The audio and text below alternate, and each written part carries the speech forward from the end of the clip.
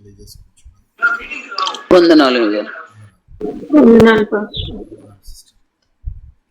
ఇర్మియా గ్రంథాన్ని ధ్యానిస్తూ ఉన్నాం. ఇర్మియా గ్రంథంలో 41వ సెషన్లో ఉన్నాం మనము. అలాగే 9వ ప్రవచనంలో ఉన్నాము. ఈ 9వ ప్రవచనము ప్రత్యేకంగా మనము రాజులకు ప్రవచనం చెప్తూ ఉన్నారు ఇర్మియా గారు. సో గత వారం మనము కొంతవరకు చెప్పుకోవడం జరిగింది 21వ అధ్యాయంలో. మిగిలిన వచనాలను నేడు ధ్యానిద్దాం. ఇర్మియా గ్రంథం 21వ అధ్యాయము 11, 12, 13, 14 వచనాలను చదువుకుని నేటి వాక్య ధ్యానాన్ని ప్రారంభించుకుందాం. 11 నుంచి 14 వచనాలను చదువుకొని నేటి వాక్య ధ్యానాన్ని ప్రారంభించుకుందాం.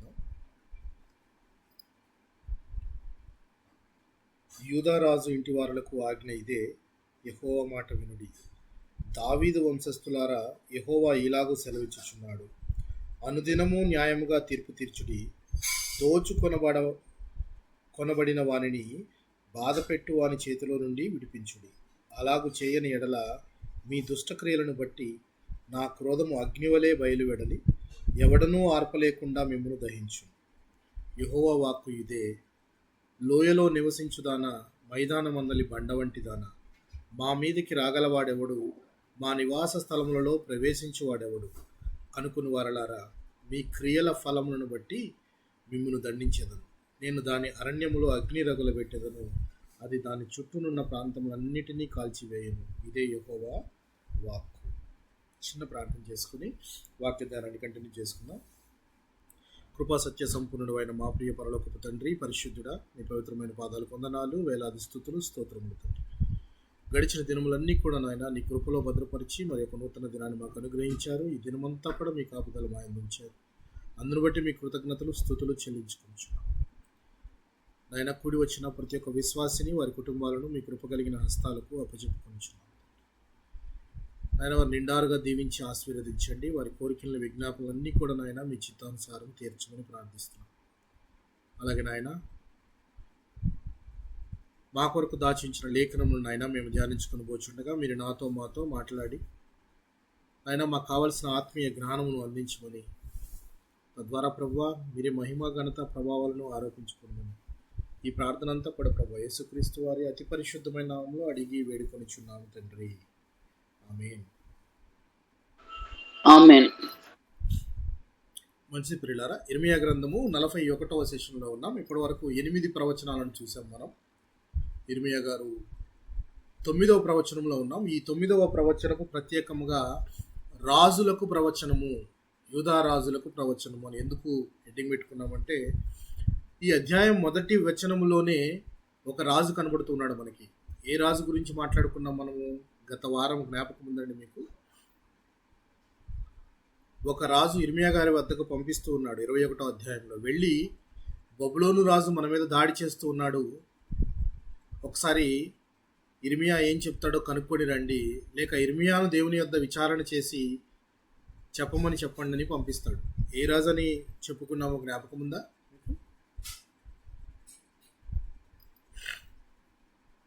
ఏ రాజు జ్ఞాపకం ఉందండి?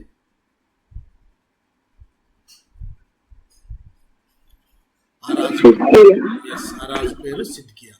ఎందుకు రాజు పేరు అడుగుతున్నారంటే, ఎందుకో చెప్పండి. ఈ రాజు పేరు నేను ప్రత్యేకంగా ఎందుకు అడుగుతున్నాను అని అంటే, ఈయన చిట్ట చివరి రాజు. చెప్పుకున్నాము, చిట్ట చివరి రాజు. చిట్ట చివరి రాజు అని అంటే దానికి కారణం నేను మీకు చెప్పాను. ఈ రాజు తర్వాత మరలా మరి ఒక రాజు యూదాలో నుంచి యూదా రాజ్యాన్ని పరిపాలించడానికి అక్కడ రాజ్యము లేదు, ప్రజలు లేరు. ఎందుకని? ఏం జరిగింది? ఎందుకని అక్కడ రాజ్యం లేదు, ప్రజలు లేరు?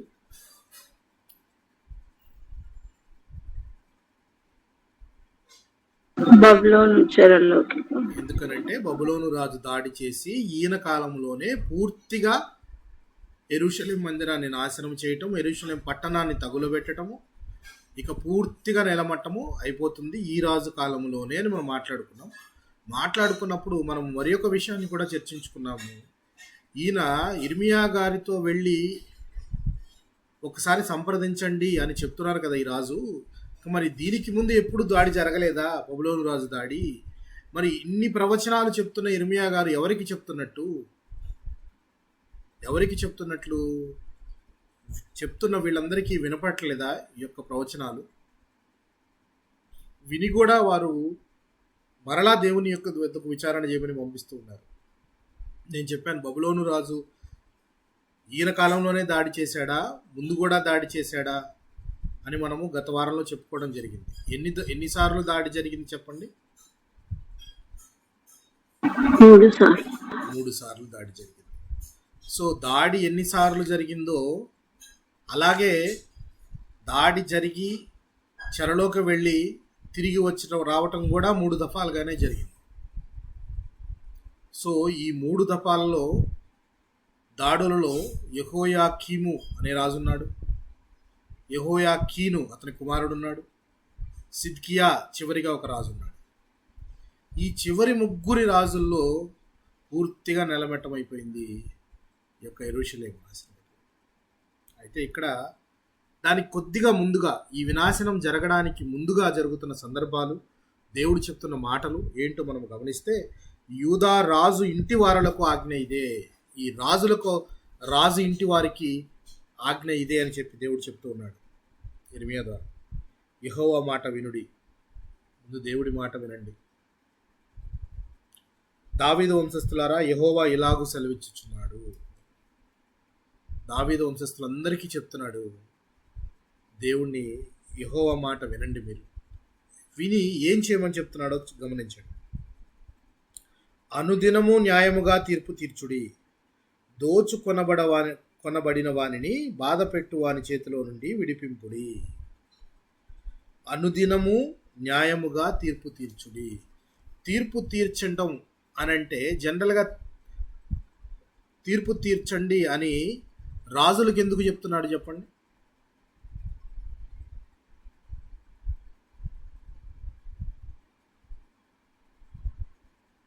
తీర్పు తీర్చండి అని రాజులకు ఎందుకు చెప్తున్నాడు ఇర్మియా గారు?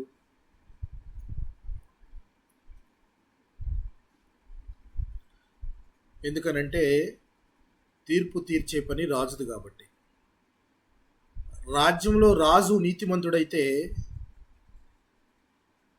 ఆ రాజ్యంలో జడ్జిమెంట్స్ అన్నీ కూడా, అంటే వచ్చే తగాద పరిష్కారాలన్నీ కూడా న్యాయంగా ఉంటాయంటారా, అన్యాయంగా ఉంటాయా?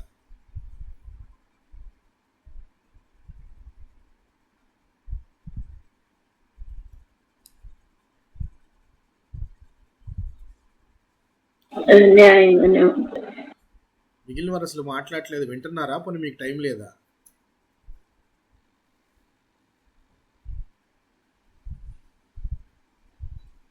రాజు నీతిమంతుడు అయితే ఆ రాజ్యంలో మిగిలినంతా కూడా నీతిగానే నడుస్తుంది.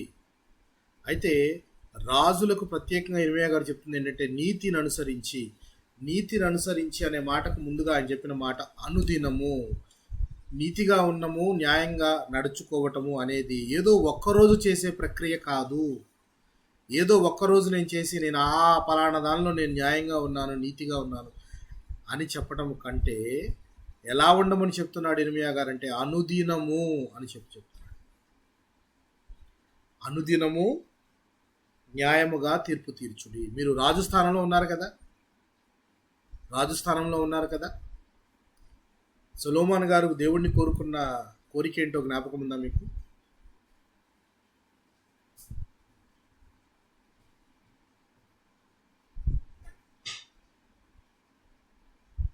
సొలొమోను గారు దేవుణ్ణి కోరుకున్న కోరిక ఏంటో జ్ఞాపకం ఉందా? న్యాయంగా ఈ జనాన్ని పరిపాలించడానికి జ్ఞానం దయచేయండి. న్యాయంగా పరిపాలించడం. ఎందుకంటే న్యాయముగా పరిపాలించడము, నీతిని అనుసరించి నడవటము అనేది ఎవరికి ఇష్టమని ఆయన కోరిక అడిగాడు?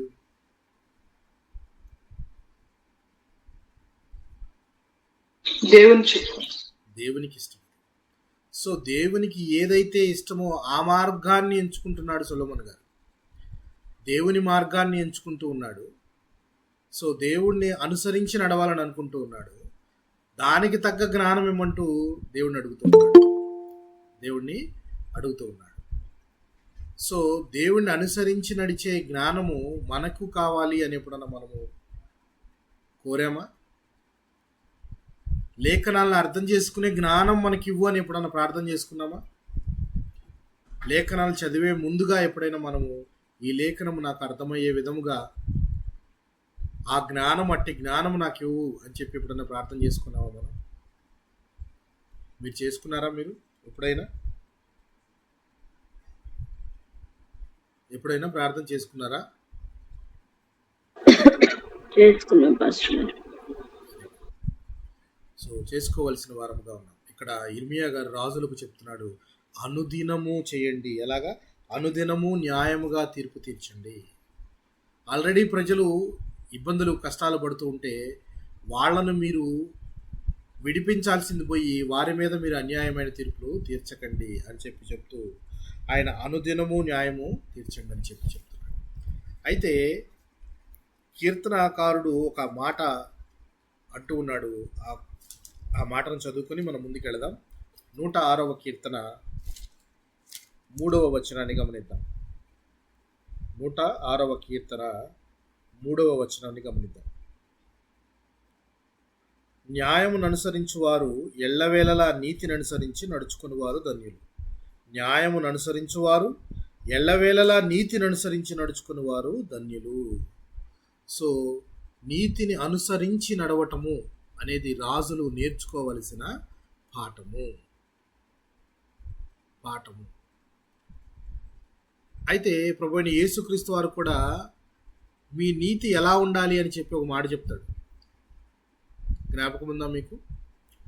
ఆ యూదా జనుల యొక్క నీతి, మీ నీతి ఎలా ఉండాలి, ఎవరిని మించి ఉండాలి అనే ఒక మాట ఆయన మాట్లాడటం మనం చూస్తాం, గమనిస్తాం.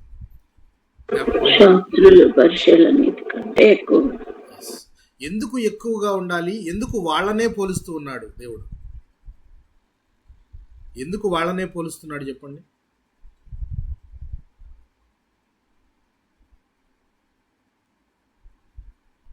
ఎందుకు వాళ్ళనే పోలుస్తున్నాడు? మీ నీతి శాస్త్రుల పరిసయ్యుల నీతి కంటే అధికముగా ఉండవాలని. ఎందుకు వాళ్ళనే పోలుస్తూ ఉన్నాడు? ఆలోచించారు ఎప్పుడైనా మీరు?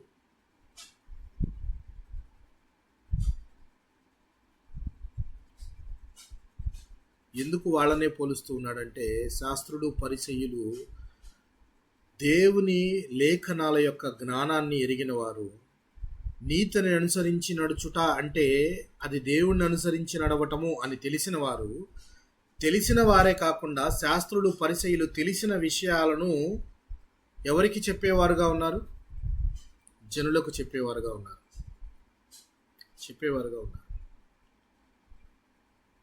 అంటే నీతి యొక్క ఆవశ్యకత తెలిసిన వ్యక్తుల కంటే నీతి యొక్క ఆవశ్యకత తెలుసుకోవాలి ముందు.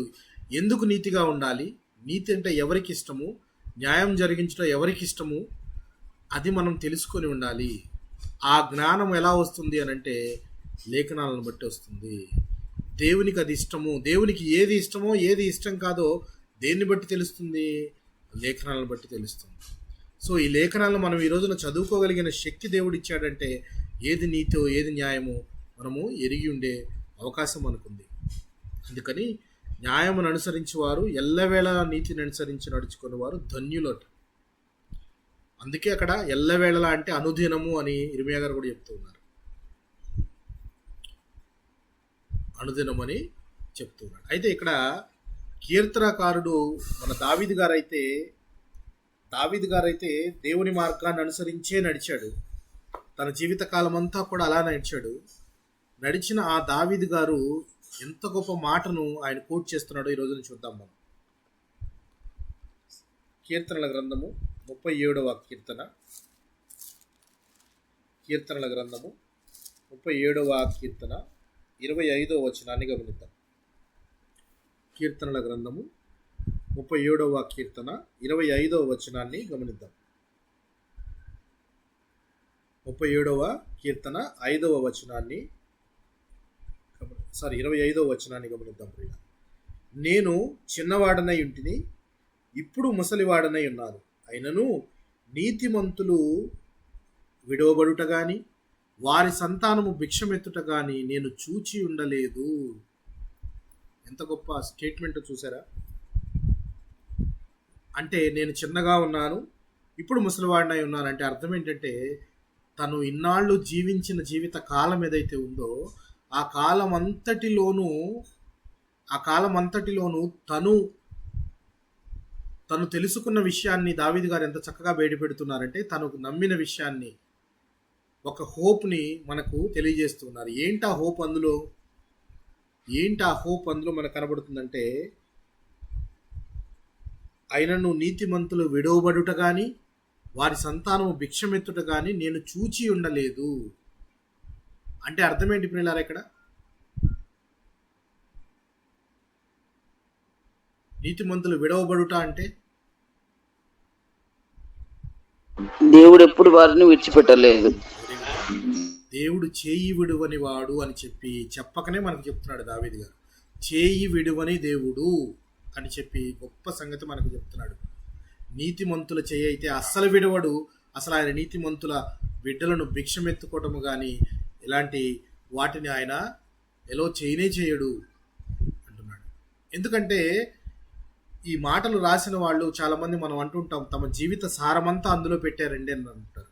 దావీదు గారు కూడా తను బ్రతికిన దినములు అన్నిట్లోనూ, ఆయన పారిపోతున్న క్షణములోనూ, ఆయన గుహలో ఉన్న కాలంలోనూ కూడా కీర్తనలు రాశాడు. 57వ కీర్తన అదుల్లాము గృహాన్ని మనం లాస్ట్ టైం చెప్పుకున్నాం.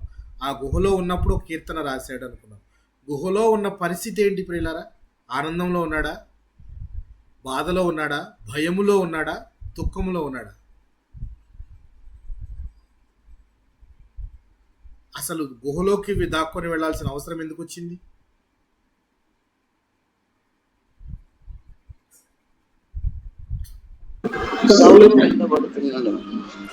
తరుముతున్నారు, శత్రువు తరుముతున్నాడు. తరుముతూ ఉంటే చాలా భయానకమైన పరిస్థితిలో ఉన్నాడు, భయపడిపోయిన పరిస్థితిలో ఉన్నాడు, తప్పించుకు వెళ్ళే పరిస్థితిలో ఉన్నాడు. అయినను కానీ దేవుని హస్తం ఆయనకి తోడుగానే ఉందని ఆయన నమ్ముతున్నాడు. ఎంత గొప్ప నమ్మిక! ఆ నమ్మికతోనే ఆయన రాస్తున్న మాటలు అయితే ఏమంటున్నాడంటే, అసలు నీతిమంతుడ విడువబడటం నేను ఇప్పటికి వరకు చూడనే లేదు. ఎక్కడన్నా ఉందా ఉదాహరణ? ఎక్కడన్నా మీరు చెప్పారా? ఎక్కడన్నా మీరు చూసారా అని అంటూ ఉన్నాడు. ఎందుకనంటే నీతిమంతుడు నీతి కొరకు కష్టములు పడినా కానీ అతడు ధన్యుడు. నీతి కొరకు ఆకలి దప్పులు గలవారు ధన్యులు అని చెప్పి మన ప్రభుని క్రీస్తు వారు కూడా చెప్తున్నారు. సో పాక్షికంగా మనం ఏమైనా శ్రమలు పడినప్పటికీ, నీతి కొరకు అంటే దేవుని మార్గము కొరకు శ్రమలు పడినప్పటికీ మనము ధన్యులమే అని దేవుడు చెప్పకనే చెప్తూ ఉన్నాడు. దావీదు గారు అయితే ఎంత చక్కగా చేయి విడువని దేవుడు అని చెప్తూ ఉన్నాడు. అంటే నీతి కోసము తపన పడే వారి చెయ్యి ఎప్పుడూ దేవుడు విడవడు అని చెప్తూ ఉన్నాడు. అలాగే యెషయా గ్రంథంలో యెషయా గారు కూడా ఒక మంచి మాటను రాస్తూ ఉన్నారు. చూద్దాం, చూడండి. యెషయా గ్రంథం 33వ అధ్యాయం, యెషయా గ్రంథము 33వ అధ్యాయం 15 నుంచి 17 వచనాలను చూద్దాం. 33వ అధ్యాయము 15 నుంచి 17 వచనాలు చూద్దాం. 15, 16, 17 వచనాలు కనుక మనం గమనించినట్లయితే, నీతిని అనుసరించి నడుచుచు యథార్థముగా మాట్లాడుచు నిర్బంధన వలన వచ్చు లాభమును ఉపేక్షించుచు లంచం పుచ్చుకొనకుండా తన చేతులను మలుపుకొని హత్యాయను మాట వినకుండా చెవులు మూసుకొని చెడుతనము చూడకుండా కనులు మూసుకొనివాడు ఉన్నత స్థలమున నివసించును. పర్వతములలోని శిలలు అతని కోటయగును. మీరు చూసే ఉంటారు, చాలా చోట్ల మూడు కోతులను పెట్టుంటారు. ఒక కోతి నోరు మూసుకొని ఉంటే మిగిలిన 2 కోతులు ఒకటి కళ్ళు మూసుకుంటుంది, ఒకటి చెవులు మూసుకుంటుంది. చూసారా? అది ఇక్కడి నుంచే వచ్చింది. చెడు వినకు, చెడు అనకు, చెడు కనకు. చెడు చూడొద్దు, చెడు మాట్లాడొద్దు, చెడు వినొద్దు అని 3 కోతులు మనకి చెప్తుంటాయి. ఇక్కడ ఇందులో ఉన్నది మనకు ఆల్మోస్ట్ అదే మెసేజ్. హత్యను మాట వినకుండా చెవులు మూసుకొని, చెడుతనము చూడకుండా కన్నులు మూసుకొని వాడు ఉన్నత స్థలమున నివసించును. మంచి స్థలము వారి కోసం సిద్ధపరిచాడు దేవుడు. అలాంటి వారి కోసం ఉంటున్నాడు. పర్వతంలోని శిలలు అతనికి కోట యగును. పర్వతము ఎక్కినా కానీ అక్కడ శిలలు కూడా అతనికి అవే కోట. ఇతను ఎక్కడున్నా రాజేనండి అంటారు కదా, అట్లాగా ఎక్కడున్నా రాజేనండి ఇతను అంటుంటారు. అంటే గొప్ప విషయం అనమాట. చాలామంది చిన్నప్పుడు వాళ్ళ పిల్లల యొక్క ప్రవర్తనను బట్టి చెప్తుంటారు, వీడు ఎక్కడికి వెళ్ళినా రాజులాగా బతికేస్తాడు అని చెప్పి. అంటే వీడి మంచి ప్రవర్తన వీడికి ఆహారం తెచ్చిపెడుతుంది, ఆహారము తెచ్చిపెడుతుంది. అట్లాగే ఇక్కడ చూడండి 17వ వచనంలో అలంకరింపబడిన 16వ వచనం చూద్దాం. పర్వతముల్లోని శిలలు అతనికి కోటయగును, తప్పక అతనికి ఆహారము దొరుకును, అతని నీళ్లు అతనికి శాశ్వతముగా ఉండును. అతనికి ఆహారం దొరక్కపోవటం అనేది జరగదు, ఆహారం తప్పక దొరుకుతుంది. అతని నీళ్లు అతని కొరకు శాశ్వతంగా ఉంటాయి. నువ్వు ఎక్కడికి వెళ్ళినా నీ నీళ్లు నీకు అలా శాశ్వతంగా ఉండటం అనేది ఎంత గొప్ప విషయం. ఏలియా గారిని చూడలేదా? ఆకలితో ఉన్న ఏలియాకు దేవుడు ఎలా ఆహారాన్ని పంపించాడు? ఎలా ఆహారాన్ని పంపించాడు? ఏలియాకు దేవుడు ఆహారాన్ని ఎలా పంపించాడు? కాకుల ద్వారా. ఎంత గొప్ప విషయం అంటే చేయి విడువని దేవుడుగా ఉన్నాడు. దానికి ముందు పరిస్థితి ఏంటి చెప్పండి ఒకసారి గమనించి. జ్ఞాపకం ఉందా మీకు? దానికి ముందు ఏలియా గారు ఏం చేసి వస్తారు?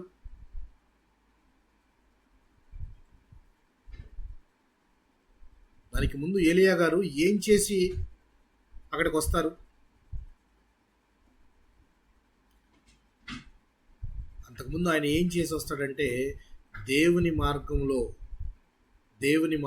అంటే దేవునికి అయిష్టమైన దానిని ఆయన ఖండించి ఆయన బయలుదేవతా భక్తులందరినీ కూడా నరికి చంపేసేసి దేవుని చిత్తాన్ని నెరవేర్చి గొప్ప అద్భుత క్రియ చేసి అక్కడి నుంచి వచ్చేస్తాడు.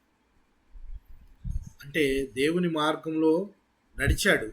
అలా నడవటం వల్ల తనకు కొన్ని ఇబ్బందులు కలిగినాయి కదా అని చెప్పేసి దేవుడు చేయి విడవని వాడుగా ఉన్నాడు. ఆ ఇబ్బందుల్లో గుండా నడుస్తున్నప్పుడు కూడా దేవుడు కావలసిన తన కృపను వెంబడ ఉంచుతూ ఉన్నాడు. ఇవి మనకు ఉదాహరణలు. దేవుని మార్గంలో నడుస్తున్నాము, చాలా ఇబ్బందులు వస్తున్నాయండి. బాప్తిజం తీసుకుంటే కొన్ని శ్రమలు వస్తున్నాయండి. వాక్యం చెప్తుంటే కొన్ని మాటలు అంటున్నారండి. ప్రభు కొరకు శ్రమపడిన అందులో ధన్యత ఉంది. ప్రభు మార్గంలో నడిస్తే ఇవి తప్పవు. అప్పుడు ప్రభు చెప్పిన మాటను మనం జ్ఞాపకం చేసుకోవాలి. మీకు అలాంటి శ్రమలు కలిగితే మొదట జ్ఞాపకం చేసుకోవాల్సింది, ఈ లోకము మొదట ఎవరిని ద్వేషించింది? ప్రభునే ద్వేషించింది.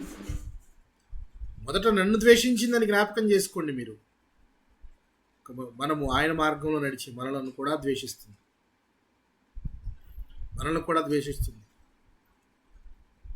బయట వీధుల్లోకి తీసుకొని వచ్చి మనలను సభల్లో నుంచోబెడుతుంది. చెప్పండి సమాధానాలు అంటుంది. అప్పుడు దేవుడే మనకు సమాధానాన్ని అందించేవాడుగా ఉన్నాడు.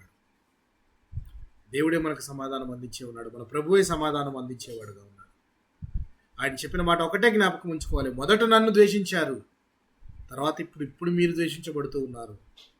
మీరు ఇప్పుడు ద్వేషించబడినప్పుడల్లా కూడా మీ ఫలము అధికమవుతుంది పరలోకములో అని జ్ఞాపకం పెట్టుకుని అంటూ ఉన్నారు.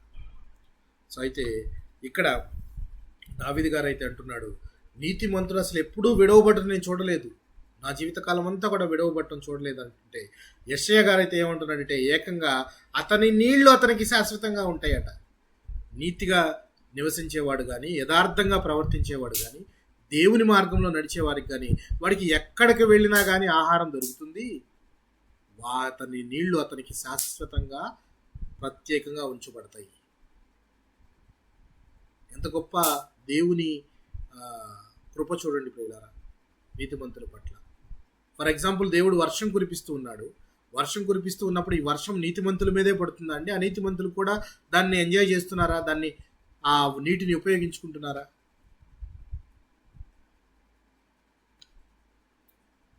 అందరూ ఉపయోగించుకుంటున్నారా? అందరి మీద పడుతుంది. అందరూ ఉపయోగించుకుంటూ ఉన్నారు. కానీ నీతిమంతుడు, నీతిని అనుసరించి నడిచే వారికి జీవజలము శాశ్వతంగా ఉన్నది. ప్రభు మార్గంలో నడిచే వారికి జీవజలము ప్రత్యేకించబడి ఉన్నది, శాశ్వతముగా వారి కొరకు పక్కన పెట్టు, నీతి కొరకు నడిచే వారి కోసం. సో కీర్తనాకారుడు అయితే ఆ విధంగా అంటున్నాడు, యెషయా గారైతే ఈ విధంగా అంటున్నాడు. ఏమని? పర్వతంలోకి వెళ్ళినా కానీ అతను రాజే, అక్కడ శిలలు కూడా అతనికి, అక్కడున్న శిలలన్నీ ఆయనకి కోటగా మారిపోతాయి, అతనికి ఆహారం లభిస్తుంది, నీళ్లు కూడా దొరుకుతాయి. యథార్థవర్తనుడికి చూడండి, యథార్థవర్తనుడి గురించి ఎంత మాట ఆయన అంటూ ఉన్నాడో గమనించండి. అయితే నీతిగా నడుచుకున్న వారు ఎవరున్నారు బైబిల్లో, న్యాయంగా నడుచుకున్న వారు ఎవరున్నారు బైబిల్లో అని ప్రశ్న వేసుకుంటే ఒకరి పేరు చెప్పండి.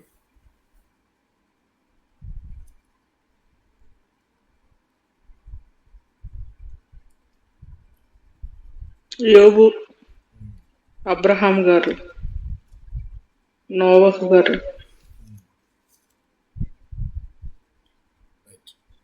ఇలా పేర్లు చెప్పుకుంటే చాలా మంది వ్యక్తులు మనకు కనబడతారు. చాలా మందిలో మనకు చాలా చాలా అంతమందిలో నుంచి కొంతమందిని తీసి ఒక ముగ్గురిని ఆదర్శరూపకంగా దేవుడే ఇక్కడ పొందుపరిచాడు. యెహెజ్కేలు గ్రంథంలో 14వ అధ్యాయము 14వ వచనం, 14వ అధ్యాయము 14వ వచనం కనుక గమనిస్తే ఇక్కడ ముగ్గురు వ్యక్తులు కనపడతారు. ఎవరా ముగ్గురు వ్యక్తులు తీసి చెప్పగలరా మీరు? యోబు, నోవహు, దానియేలు. Very good sister. యోబు, నోవాహు, దానియేలు. ఆర్డర్లో పెట్టుకుంటే నోవాహు, యోబు, దానియేలు అనుకుందాం. నోవహు నీతిమంతుడు అని చెప్పి లేఖనాలు చెప్తున్నాయి. నీతిమంతుడు అని ఒక్క మాటే చెప్పలేదు, కానీ దేవునితో కూడా నడిచెను అని రాయబడి ఉంటుంది. అంటే నీతి కొరకు, నీతి మార్గంలో నడిచేవారు ఎవరి మార్గంలో నడుస్తున్నట్లు? దేవుని మార్గంలో, దేవుని మార్గంలో నడుస్తున్నట్లు. గమనించినట్టయితే మనం లోతు గురించి ఒకసారి ఆ మాటను చదువుకుందాం. చూడండి,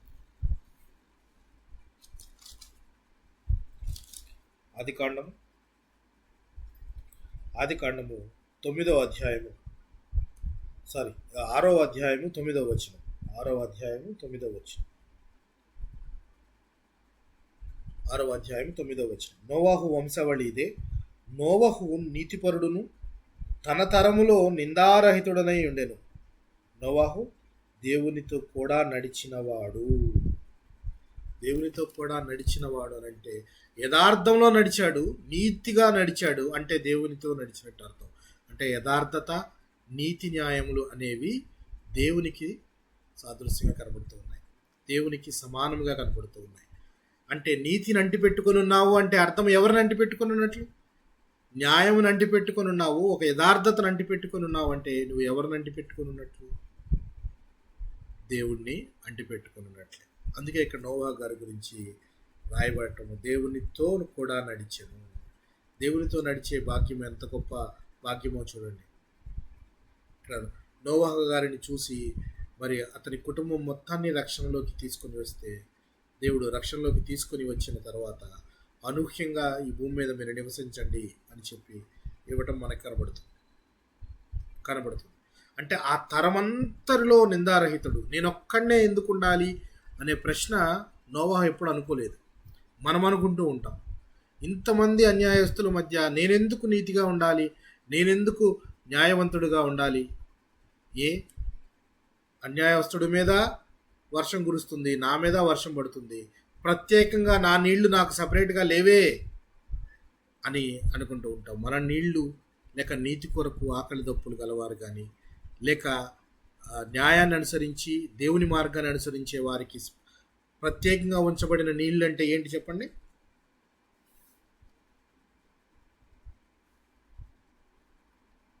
జీవజలం. జీవజలం, నిత్య జీవమునకు కారణమైన జీవజలము మనకు ప్రత్యేకంగా ఉంచబడింది, సపరేట్గా మన కొరకు ఉంచబడింది. అది నీతిమంతుల కొరకు పక్కన ఉంచబడింది అని చెప్పి యెషయా గారు చదవడం చూస్తాం. అయితే ఇక్కడ నోవాహు గారిని చూసాము, తర్వాత యోబు గారిని చూద్దాం. యోబు గారి గురించి మనకందరికీ బాగా తెలిసిందే. ఈ కథ మనం చిన్నప్పటి నుంచి చదువుకుని ఉంటాం. అవునా? యోబు గారి గురించి మనము చదువుకునే ఉంటాం. యోబు గ్రంథంలో 1వ అధ్యాయం 1వ వచనంలోనే ఉంటుంది. ఊజు దేశమందు యోబు అని ఒక మనుష్యుడుండెను. అతడు యథార్థవర్తనుడును న్యాయవంతుడునై దేవుని యందు భయభక్తులు కలిగి చెడుతనమును విసర్జించిన వాడు. అంటే యథార్థవర్తనుడును న్యాయవంతుడును అయి దేవుని యందు భయభక్తులు కలిగి చెడుతనమును విసర్జించిన వాడు. ఇన్ని క్వాలిటీస్ రావాలి అని అంటే యోబుకి ఇన్ని క్వాలిటీస్ ఎక్కడి నుంచి వచ్చినాయి? లేక ఇన్ని క్వాలిటీస్ రావాలి అంటే యోబు చేసిన పనేంటి? యోబుకు ఎలా తెలుసు?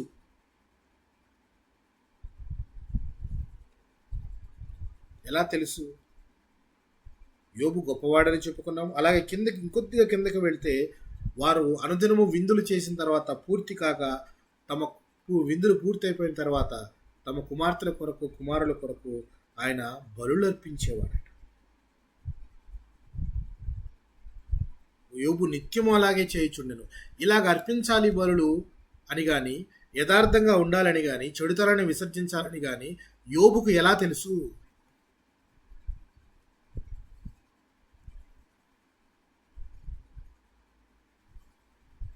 యోబుకి ఎలా తెలుసండి?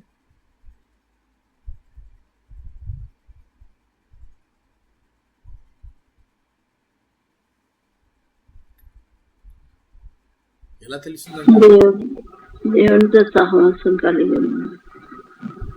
ఆయన దేవుని మార్గాన్ని అనుసరించాలి. ఇది దేవుని మార్గము, ఇది దేవుని మార్గము కాదని ఇప్పుడు మనకు ఎలా తెలుస్తుంది చెప్పండి? ఇప్పుడున్న మానవాళికి ఇది దేవుని మార్గము, ఇది దేవుని మార్గము కాదు అని ఎలా తెలుస్తుంది? వాక్యం ద్వారా, లేఖనాల ద్వారా. Very good sister, very good. లేఖనాల ద్వారా యోబు గారు కూడా ఆధారపడింది లేఖనాలనే, వాక్యాలనే. అంటే వాక్యమే దేవుడు కాబట్టి వాక్యాన్ని అనుసరించి నడిస్తే ఆల్మోస్ట్ దేవుని అనుసరించి నడిచినట్లే. వాక్యాన్ని అంటిపెట్టుకొని నడిచినట్లయితే దేవుణ్ణి అంటిపెట్టుకొని నడిచినట్లే. ఈయన బలులు అర్పించడం కానీ, యథార్థంగా నడవటం కానీ, చెడును విసర్జించడం కానీ ఇదంతా కూడా దేవునికి ఇష్టమైన మార్గము అని తెలుసుకున్నాడు. ప్లస్ దేవుని యందు భయభక్తులు కలిగి ఉండుట అనేది ఇంపార్టెంట్ జీవితంలో అని చెప్పి తెలుసుకున్నాడు. అందుకనే ఆయన అలా ఒక నీతిమంతుడుగా పేరులోకి ఎక్కాడు.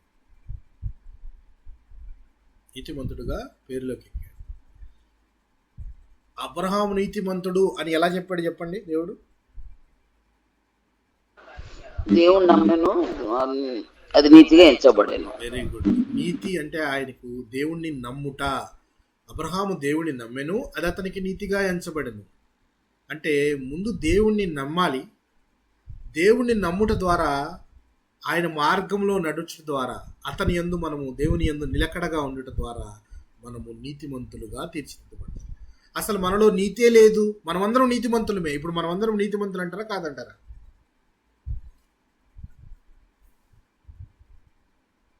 మన నీతిమంతులమే. ఎందుకంటే బై ఫెయిత్, విశ్వాసముతోనే నీతిమంతులుగా తీర్చిదిద్దబడ్డాం. విశ్వాసము ద్వారా ప్రభు అయిన క్రీస్తునందు విశ్వసించడం ద్వారా మనము నీతిమంతులుగా తీర్చిదిద్దబడ్డాము. మన క్రియలను బట్టి కాదు. మన క్రియలు ఎప్పుడూ దేవుని యొక్క లక్ష్యాన్ని నెరవేర్చవు, దేవుణ్ణి ఆనందింప చేయలేవు. కేవలము దేవుణ్ణి మనము విశ్వసించడం ద్వారా నీతిమంతులుగా తీర్చిదిద్దబడతాం. It is his grace, it is his will. అది దేవుని చిత్తము, దేవుని కృప వలన మనము నీతిమంతులుగా తీర్చిదిద్దబడ్డాం. నమ్మాలి. ముందు దేవుణ్ణి మనం నమ్ముతున్నామా? ఎలాంటి విషయాల్లో నమ్ముతున్నాము? దావీదు గారు రాసిన మాటను మనం గమనిస్తే, ఆలోచిస్తే చూడండి. ఆయన మనం ఇందాక చదివిన 37వ కీర్తనలో నీతిమంతుడు వదిలివేయబడుట నేను ఇంతవరకు చూడలేదు అంటున్నాడు. ఎంత గొప్ప స్టేట్మెంట్ ఆయన ఇస్తున్నాడంటే, అది తన జీవితకాలం అంతట్లోనూ ఆయన జీవితాన్ని రంగరించి చూసి దగ్గరగా దేవుని యొక్క కృపను అనుభవించి దేవుని చేతిని ఆయన తాకి ఆ అనుభవాన్ని మనకు చెప్తున్నాడు. ఆయన చెయ్యి విడవడు, ఎక్కడ విడవడు. నేను లోయల్లోకి వెళ్ళాను, సందుల్లోకి వెళ్ళాను, గొంతుల్లోకి వెళ్ళాను, బండ సందుల్లోకి వెళ్ళాను, ఎక్కాను, పర్వతాలు ఎక్కాను, దిగాను. ఎన్ని తిరిగినా కానీ దేవుడు నన్ను యథార్థవర్తులను లేక నీతిమంతులను విడవడు అని చెప్తున్నాడు. అలాంటి యోబు గారి గురించి కనుక మనం చూసినట్లయితే ఎంత గొప్ప వ్యక్తిగా కనబడుతున్నాడంటే ఆయన కారణము దేవుని యందు భయభక్తులు కలిగి ఉండట, దేవుణ్ణి నమ్మటం. ముందు దేవుణ్ణి నమ్మితే సర్వం ఇస్తాడని ఆయన నమ్మకం అనేది చివరిదాకా అలాగే ఉంది, ఎక్కడా సడలిపోలేదు. సాతారన్న మాటల జ్ఞాపకం ఉంది కదా, ఆయన చుట్టూ నువ్వు కంచి వేసావయ్యా, ఆయన చుట్టూ నువ్వు ఆయనకి కావాల్సిన అన్ని ఇచ్చావు, అందుకే ఆయన నిన్ను ఇప్పుడు కీర్తిస్తున్నాడు, స్తుతిస్తున్నాడు. అవన్నీ తీసేయి, ఆయనకున్న ఆస్తి తీసేయి, ఆయనకున్న ఉన్న భూభాగాలు కానీ ఉన్న ఆస్తిపాస్తులు కానీ ఇవన్నీ తీసేసాయి, ఆనందం అనేది తీసేసాయి. సాతాను అనుకుంటున్నాడు ఆనందం అందులో ఉందనుకుంటున్నాడు. అవన్నీ ఉన్నాయి కాబట్టి యోబు స్తుతిస్తున్నాడు దేవుణ్ణి అనుకుంటూ ఉన్నాడు. అవన్నీ తీసి చూడు, వెంటనే నిన్ను దూషిస్తాడు అని చెప్తున్నాడు. కానీ యోబు అలాగా చేయలేదు. ఎందులో ఆనందం ఉంది, ఎందులో ఆనందం ఉందో యోబుకు క్లియర్గా తెలుసు. ఆనందము స్థిరాస్తుల్లోనూ చరాస్తుల్లోనూ ఉండదని, దేవుని యొక్క కృపలో ఉంటుంది. అపారమైన దేవుని కృప మన మీద ఉంది అని మనము నమ్ముచున్నప్పుడు మనం ఎంతో ధన్యులం. మనము ఎంతో విశ్వాసంతో ప్రార్థన చేస్తే చాలా విషయాలు ఆ ప్రార్థన వల్ల ఫలిస్తున్నాయి.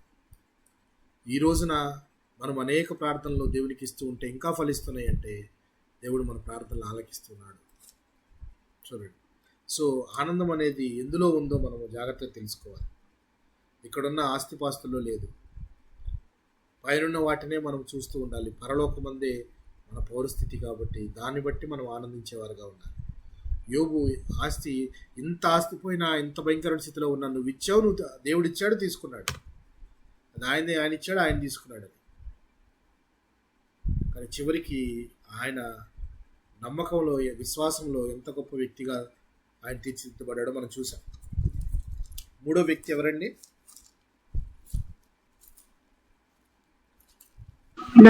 ఎవరనుకున్నా? దానియేలు గారు. దానియేలు గ్రంథమంతా విన్నారు మీరు. దానియేలు గ్రంథమంతా విన్నారు. దానియేలు ఎలాంటి వాడు?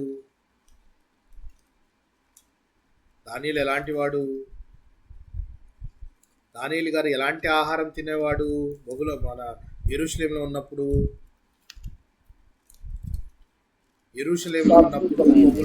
మన దానియేలు గారు ఏం ఆహారం తినేవాడు? సాత్వికమైన ఆహారం తినేవాడు. సాత్వికమైన ఆహారం తినే దానియేలుకు యెరూషలేములో నుంచి బబులోనికి వెళ్ళినా కానీ బబులోనులో కూడా ఆయన నీళ్లు ఆయనకి, ఆయన భోజనం ఆయనకి సెపరేట్గా ఉంచబడిందా లేదా?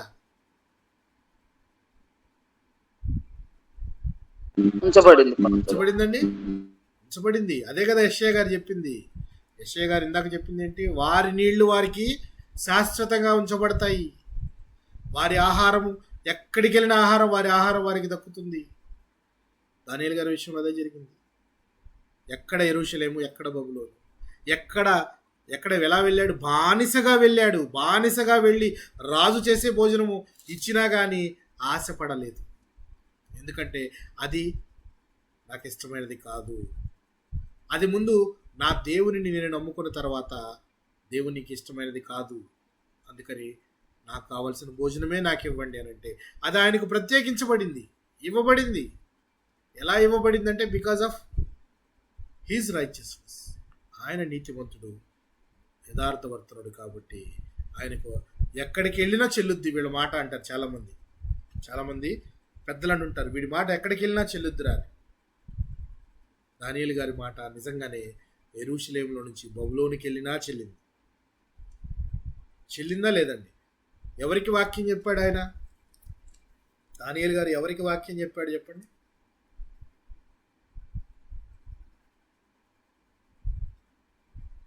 బబులోను వారికి, బబులోను రాజులకు, బబులోను రాజ్యంలో వారికి, అలాగే నెబుకద్నెజరు వాళ్ళ యొక్క కుటుంబాలకు, వాళ్ళు పడిపోయిన తర్వాత మాదీయులు పడిపోయిన తర్వాత పారసీకులకును, ఎన్ని రాజ్యాల వారికి ఈయన సువార్త చెప్తూ దేవుని యొక్క మార్గం గురించి వివరిస్తూ ఉన్నాడంటే ఎంత గొప్ప విషయమో చూడండి. ఒక్క బబులోని వాళ్ళకే కాదు, బబులోని తర్వాత మాదీయులు వచ్చారు, మాదీయుల తర్వాత పారసికులు వచ్చారు. వీళ్ళందరి కాలంలోనూ కూడా ఈయన మాట చెల్లింది. ఈయన మాట చెల్లింది అంటే అర్థం ఏంటండి? మాట చెల్లింది అంటే అర్థం ఏంటండి?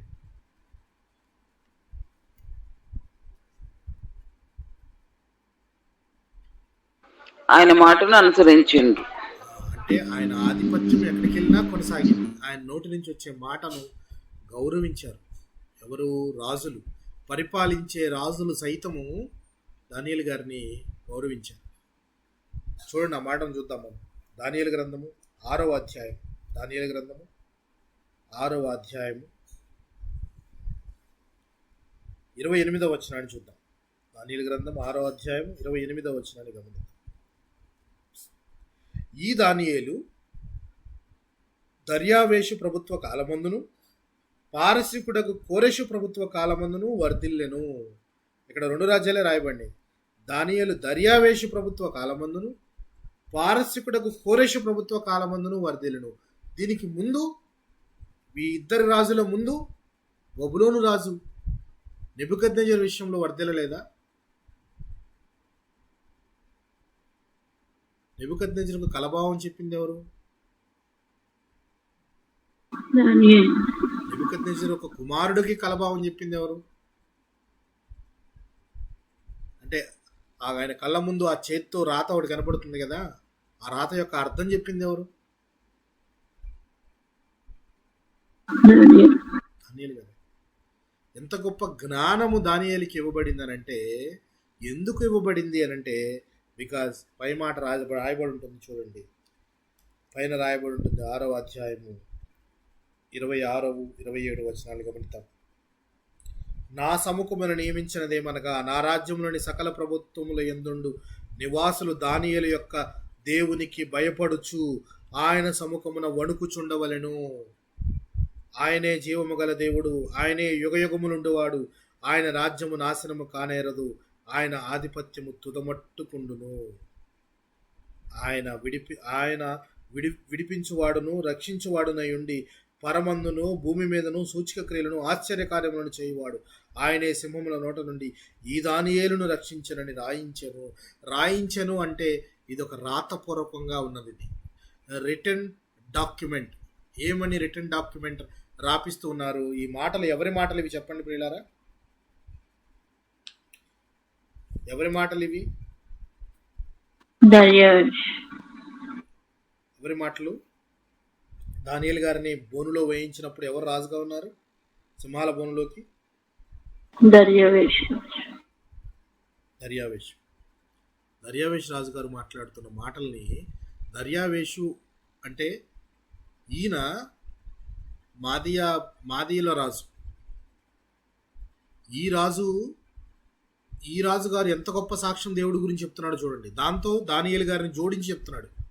అంటే దానియేలు గారు అనుదినము ఎవరినైతే ఆరాధిస్తారో, ఎవరినైతే పూజిస్తారో, ఎవరి యందు అయితే ఆయన భయభక్తులు కలిగి ఉంటాడో ఆయనే నిజమైన దేవుడు, ఆయన ఒక్కడే దేవుడు అన్నట్లుగా ఎంత చక్కని సాక్ష్యం ఆయన ఇస్తున్నాడో చూడండి.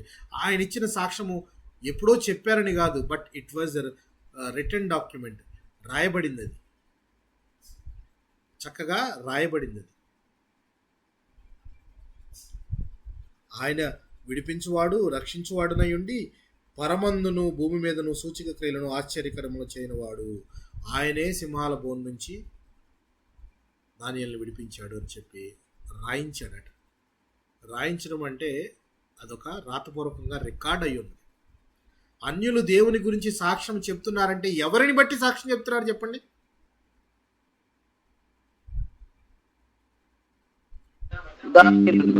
అన్యులు, దానియేలును బట్టి.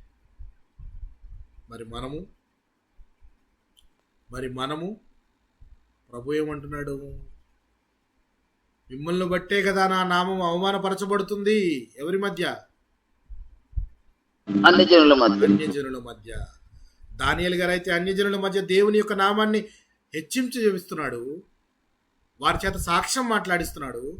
మనమైతే దేవుని యొక్క నామానికి అవమానకరమైన మాటలు మాట్లాడుతూ ఉన్నాం.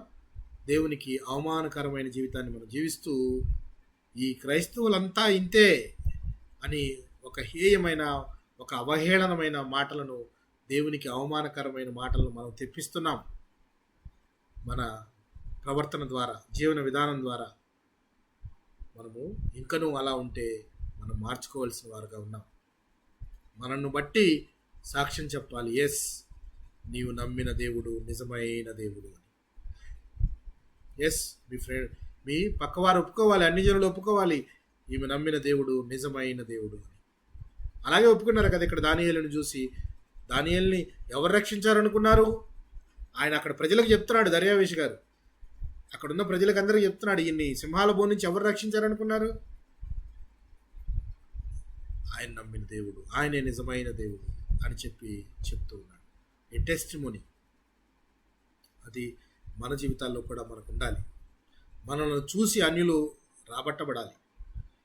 మనకు ప్రభు అయిన క్రీస్తు మనకిచ్చిన ప్రేమను, మనము నిన్ను వలే నీ పొరుగువాడిని ప్రేమించనే ఆజ్ఞను మనం ఎప్పుడు మర్చిపోకుండా వారిని ప్రేమిస్తూ ఉంటే మన అపారమైన ప్రేమ వారిని ప్రభు వద్దకు తీసుకొని వస్తుంది. ప్రభు ప్రాణం పెట్టిన ప్రాముఖ్యతను మనం గుర్తెరగాలి. ఎందువలన ప్రాణం పెట్టాడు, ఎందు నిమిత్తం ప్రాణం పెట్టాడు, ఎవరి కోసం ప్రాణం పెట్టాడో దాని ప్రాముఖ్యతను గుర్తెరిగి మనం జీవించాలి. కానీ ఏదో బ్రతికేస్తున్నాము, ఏదో మనం నడిచిపోతుందని కాకుండా మనలో ఆ యొక్క ఆవేశం ఉండాలి. దేవుని కొరకు ప్రాణం పెట్టేంత తపన మనకు ఉండాలి. ఆయనైతే మన కొరకు ప్రాణం పెట్టాడు. మనం కనీసం సమయాన్ని పెట్టలేకపోతూ ఉన్నాం, సాక్షార్థమైన జీవితాన్ని పొందుకోలేకపోతున్నాం, విశ్వాసాన్ని కనబరచలేకపోతున్నాం. ఈ ముగ్గురు చూసారా? దానియేలు గారు అయితే చూడండి, రాజ్యాలు దాటి వెళ్ళిపోయినా కానీ, రాజుల తరాలు మారిపోయినాయి, కొన్ని రకాల రాజులు వస్తున్నా కానీ వారందరిలోనూ ఈయన వర్ధిల్లుతూనే ఉన్నాడట. ఎంత గొప్ప వ్యక్తి ఈయన. బికాజ్ ఆయన సక్సెస్ కారణం ఏంటయ్యా అంటే దేవుని యందు భయభక్తులు కలిగి ఉండుట, దేవుని యందు యథార్థవర్తనుడిగా దేవుణ్ణి నమ్మి నడుచుకున్నవాడు. సో ఈ ముగ్గురు గురించి యెహెజ్కేలు గ్రంథంలో పొందుపరచబడటం ఎంత గొప్ప చూడండి.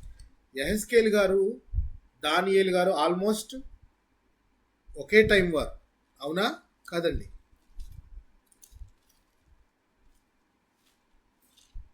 అవును, చెరలో సమకాలికులే, ఆల్మోస్ట్ సమకాలికులైన యెహెజ్కేలు గారు దానియేలు గారి గురించి చెప్తున్నాడు.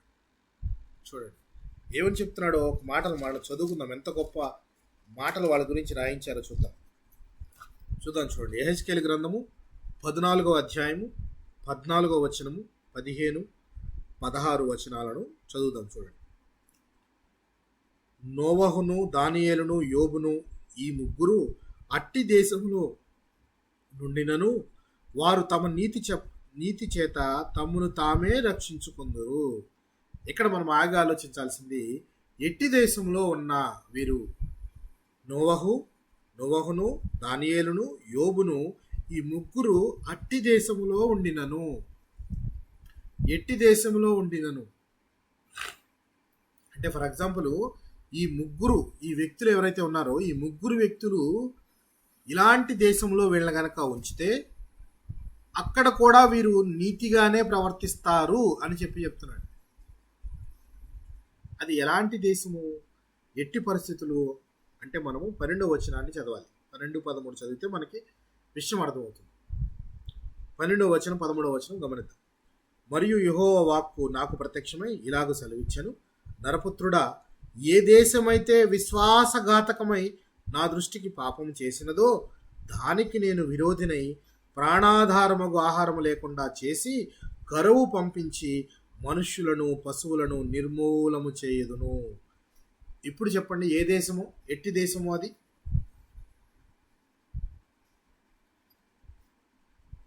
ఏ దేశం అది చెప్పండి ఒకసారి. దేవుని దృష్టికి పాపం చేసి విశ్వాసఘాతకమైన దేశము అంటే విశ్వాసఘాతకులు ఉంటారు ఆ దేశంలో. దాని మీద దేవుడు కోపించి ఆ రాజ్యాన్ని లేక ఆ దేశాన్ని నాశనం చేయడానికి కరువును పంపించి నాశనం చేస్తున్న దేశం అది. అలాంటి దేశములో ఈ ముగ్గురు ఉన్నా కానీ ఆ ముగ్గురు తమ్మును తామే రక్షించుకుందురు. ఇక్కడ చాలా ఇంపార్టెంట్ పాయింట్ ఏంటంటే తమ్మును తామే రక్షించుకుందురు అంటే నోవాహు రక్షించబడ్డప్పుడు, నోవాహు నీతిమంతుడై రక్షించబడ్డప్పుడు నోవాహు ఒక్కడే రక్షించబడ్డా?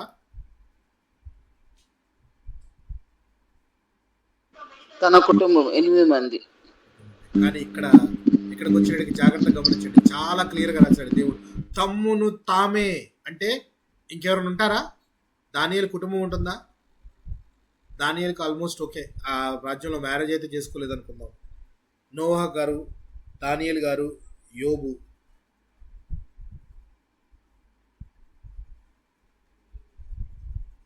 ఏమండి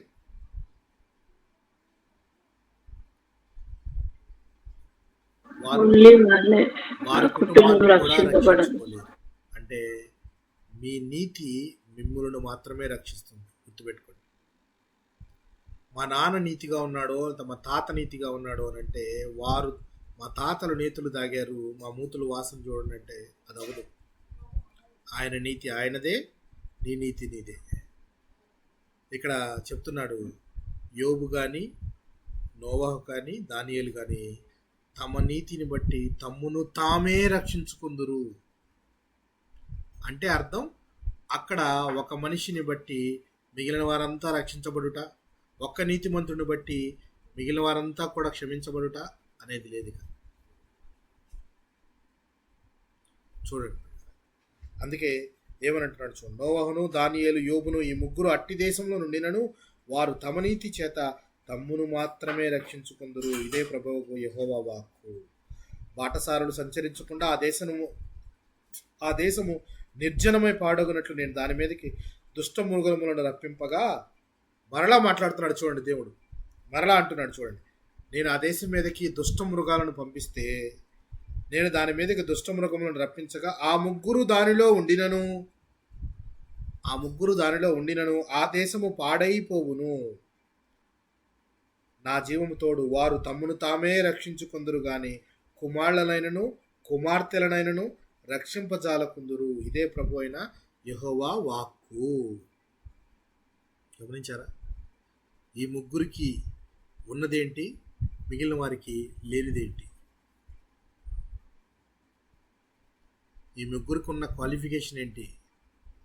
ఐగుప్తు దేశంలో దేవుడు అన్ని ఇళ్లను ఉన్న వారిని ఐగుప్తు దేశం అంతా కూడా సంహరించుకుంటూ వెళుతుంటే, ఏ ఇళ్లను చూసి, ఏ ఇంటిని చూసి దేవుడు దాటిపోయేటట్లు చేయమని వాళ్ళకి చెప్పాడో జ్ఞాపకం ఉందా మీకు? ఏ క్వాలిఫికేషన్ వాళ్ళకు ఉంటే వాళ్ళని దాటి వెళ్తానన్నాడు, ఏది లేకపోతే వాళ్ళని సంహరిస్తానన్నాడు.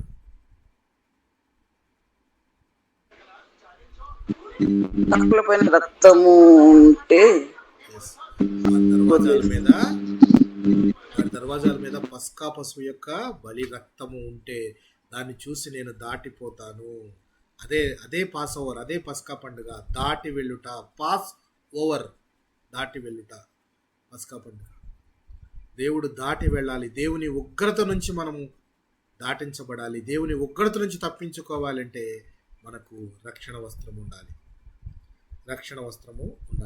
అయితే ఇక్కడ దేవుడు అంటున్నాడు, ఒక దేశం పరిస్థితి భయంకరంగా నేను నాశనం చేయాలి అని అనుకొని ఆ దేశం మీదకి నేను దుష్ట మృగాలను పంపించి మొత్తాన్ని నాశనం చేయి అని చెప్పినప్పుడు, ఈ ముగ్గురు వ్యక్తులు ఆ దేశంలో ఉంటే తమ్మును తామే రక్షించుకుంటారు కానీ, అంటే వాళ్ళ కుమారులైనా కుమార్తెలైనా వీళ్లను బట్టి రక్షించబడరు అని చెప్తున్నాడు. అంటే వీరు ఒక రకంగా ఆలోచించేది ఏంటంటే, మనము విశ్వాసఘాతకమైన దేశంలో ఉన్నప్పటికీ మిగిలిన వారు ఎలా ఉన్నా కానీ పరిస్థితి, వీళ్ళు మాత్రం తమ నీతిని మాత్రం వదులుకోరు, తమ దేవుని మార్గాన్ని మాత్రం వదలరు, తమ న్యాయాన్ని మాత్రం వదలరు. వారు ఏది నమ్మారో బలంగా అదే చివరి దాకా నమ్ముతారు.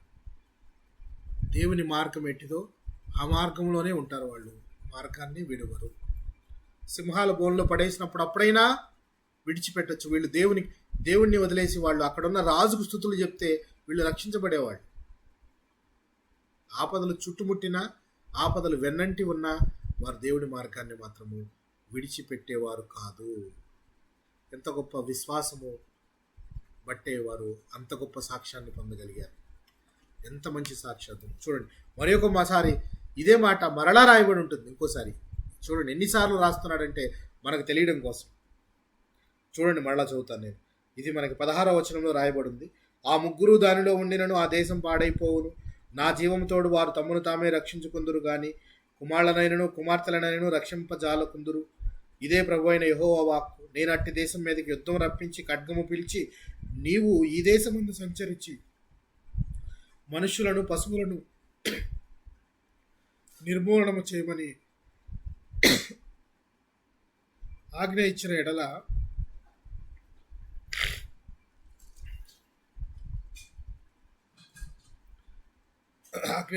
ఆ ముగ్గురు దానిలో ఉన్నను నా జీవము తోడు వారు తమ్మును తామే రక్షించుకుందరు గాని కుమారులైనను కుమార్తెలనైనను రక్షింపజాలకుందురు. ఇదే ప్రభువగు యెహోవా వాక్కు.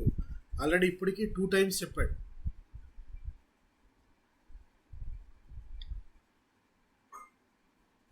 ఇప్పటికే 2 times చెప్పాడు దేవుడు.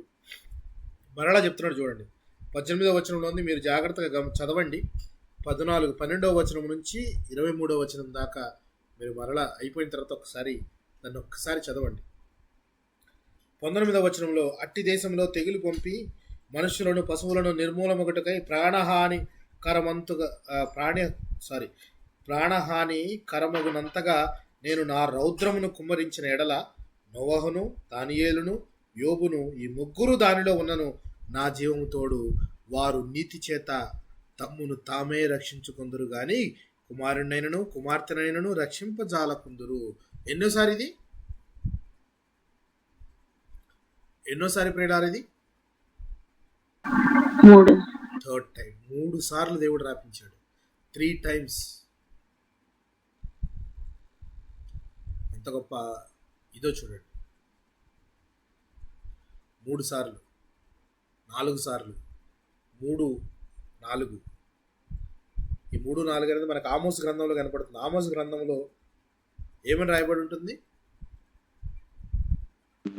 4 సార్లు చేసిన పాపాన్ని క్షమిస్తాను. 3 సార్లు చేసిన దోషములు, 4 సార్లు చేసిన దోషములు అని రాయబడి. అంటే అర్థం అక్కడ మనం అర్థం చేసుకోవాల్సింది 3 సార్లు చేయటం అనే దోషము, 4 సార్లు అంటే 3 అనేది అక్కడికే కంప్లీట్ అయిపోయింది. వాళ్ళు చేయాల్సిన తప్పుల యొక్క ఆ పరిమితి అప్పటికే కంప్లీట్ అయిపోయింది. 4 అనేది ఓవర్ఫ్లో. 3 కంప్లీట్ అయిపోయింది. 4 అనేది ఆ దోషాలను దాటి ఇంకా ఎక్కువ చేస్తున్నారు అని చెప్పడానికి దేవుడు 3 సార్లు చేసిన దోషము, 4 సార్లు చేసిన దోషము అని చెప్పి రాయబడి ఉంటుంది. అక్కడ 3కే కంప్లీట్ అయిపోయింది. విపరీతమైన పరాకాష్ఠకు వచ్చేసింది. ఇక 4 అంటే ఓవర్ఫ్లో అయిపోతుంది. అది ట్యాంక్ నిండుతుంది కదా, వాటర్ ట్యాంక్ అనేది ఒక లెవెల్కి వచ్చి నిండుతుంది.